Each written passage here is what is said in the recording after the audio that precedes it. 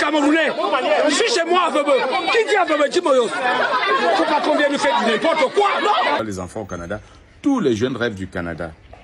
Et quand tu vois de près au Canada ce qui se passe, en dehors des étudiants qui vont se battre pour acquérir des bonnes connaissances, pour puiser leurs connaissances à la bonne source, la plupart des candidats à l'immigration, on les envoie travailler dans les plantations ou dans les villages lointains au fin fond du Canada, les villages des gens. Alors qu'eux-mêmes, ils ont laissé leur village ici avec plein de terres vierges, plein de terres où ils... Cette vidéo que vous allez voir, vraiment, va vous chauffer le cœur. C'est là où vous allez comprendre que le Camerounais n'a droit à rien. Même la CNI. Mais c'est plus facile d'avoir un passeport. Ça veut dire que c'est une politique qu'on a mis sur pied. Que parti, vous n'avez droit à rien ici. La dernière fois, Chop Chop s'est indigné que les Camerounais n'aiment pas aller dans les villages. Ils ne veulent pas travailler la terre et que les Chinois sont en train de tout acheter. Mais bien sûr, c'est une politique qu'on a mis sur pied. Donc, Chop Chop, au lieu de tirer sur les victimes, il est mieux de tirer sur les coupables. Et si tu n'as pas le courage, lock chou. Mais oui, c'est clair, on connaît. Tu ne peux pas parler fort au patron de ton patron. Dernièrement, on a nommé ton patron sénateur, tout un patron de chaînes de télévision. Ailleurs, là, c'est les patrons des chaînes qui font des élus ce qu'ils sont. Mais dans notre pays, on a nommé quelqu'un sénateur. Hein? L'honnêteté de l'homme lui demandait de refuser. Quelque chose, un poste électif, on te nomme, tu danses.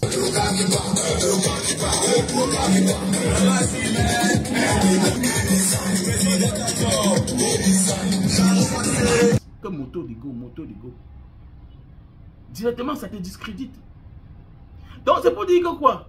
Au lieu de tirer sur les faibles, il est mieux de t'adresser aux coupables. Le problème du Cameroun, voilà ça. Je suis Camerounais. Je suis chez moi à Vebe. Qui dit à Vebe, dis-moi, faut pas qu'on vienne nous faire n'importe quoi, non? Si je pense ça, pourquoi? Parce que c'est que les fautifs. La colère et le ras-le-bol étaient au rendez-vous. Les populations des villages Avebe Safak et Moyos 3 par Djoum ne savent plus à quel sens se vouer. Elles vivent depuis plusieurs années déjà ce qu'elles qualifient elles-mêmes d'escroquerie foncière à grande échelle perpétrée par une société dénommée Rubercam spécialisée dans la culture de l'EVA et de la banane plantain. 1200 hectares de forêt arrachés aux populations villageoises sans véritable retombée pour les villages impactés. Cette carte réalisée par le Centre pour l'environnement et le développement en janvier 2023 en est une preuve palpable. Arrivée en 2016 comme entreprise de chasse sportive sous le nom de Njila Safari, cette société aujourd'hui Rubercam a usé de tous les stratagèmes pour amadouer les populations de ces villages et occuper leurs forêts, pourtant leur seule source de subsistance. Le projet Rubercam, c'est d'abord son implantation. C'est-à-dire que son implantation se fait de manière frauduleuse. Au lieu de respecter, n'est-ce pas, les processus de construction, parce que c'est dans ce processus de construction que l'État a prévu les canaux pour l'indemnisation, pour protéger ces populations. Eux, ils ne font pas cette procédure-là et viennent plutôt faire l'immatriculation directe.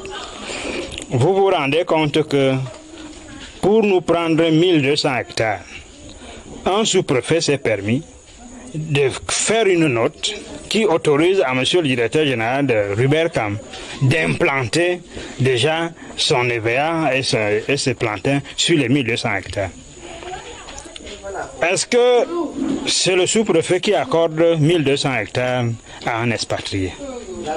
Donc ce que nous dénonçons, c'est cette installation frauduleuse qui ne respecte pas les lois de la République.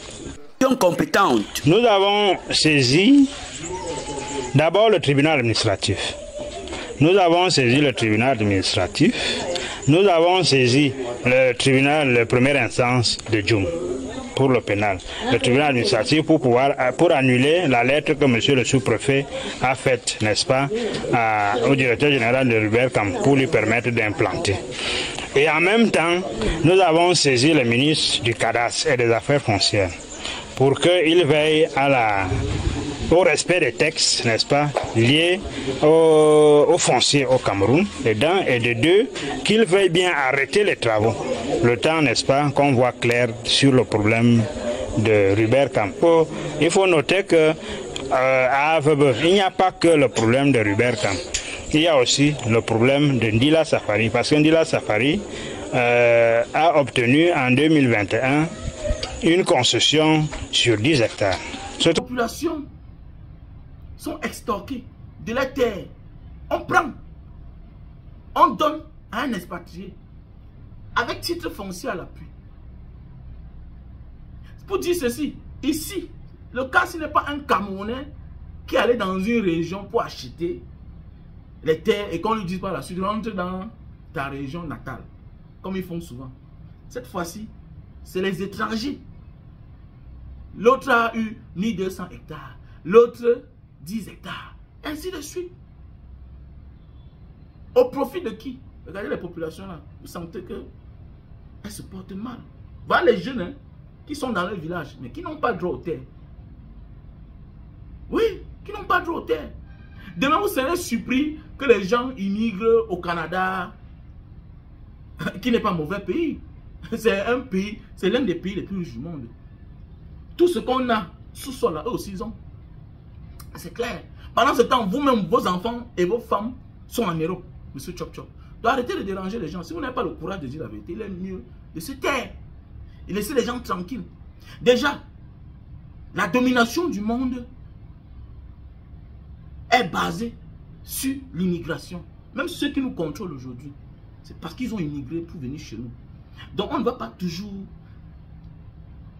ailleurs ou bien à l'étranger parce qu'on va chercher l'argent. On va aussi découvrir. On va aussi découvrir. Le voyage déjà n'est pas une mauvaise chose. Dans une vie normale, il est tout à fait normal d'aller ailleurs découvrir. Mais oui, c'est bien. Mais les Camerounais voyagent parce que chez eux, ils n'ont pas d'emploi. Mais oui. Voilà un sous-préfet. En complicité avec les promoteurs. Direction, ministère. Le gars obtient son titre foncier. Alors que dans un pays normal, comme a dit ce colonel retraité, on devait titrer ces terres au nom des populations, du village. Et maintenant, celui qui a besoin passe par les villageois pour s'acquérir son titre foncier. Ou bien pour acheter. Mais non, l'ordre vient d'en haut. Le problème du Cameroun, c'est la malgouvernance, monsieur Chop Chop. Cette vidéo nous donne une fois de plus raison.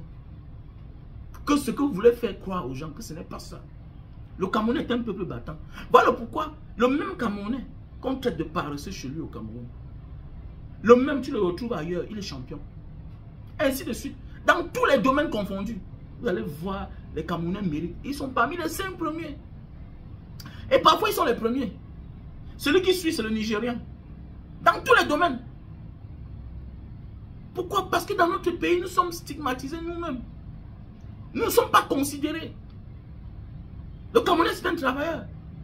Mais, hélas, dans Beta, tu vas là où au moins on reconnaît la valeur humaine, ce que tu représentes. Chez nous, nous sommes chosifiés. Regardez, on vient dans un village. On vous miroite que c'est le projet du chef de l'État. Dans un pays normal, ça se dit. Et puis quoi? Donc les gens ne doivent pas manger parce que toi, tu es président. Ça ne marche pas. C'est ça le problème. Au profit de qui? Vous voyez, au détriment des populations, au profit d'une seule personne et de quelques personnes. Ils vont se partager le magot. Et puis basta, c'est fini. Continuez à souffrir. Non. Le problème du Cameroun n'est pas les Camerounais. Le problème du Cameroun, c'est la malgouvernance incarnée par M. Biya. C'est tout. Le reste là, ce n'est pas un débat. C'est ce qui est ça.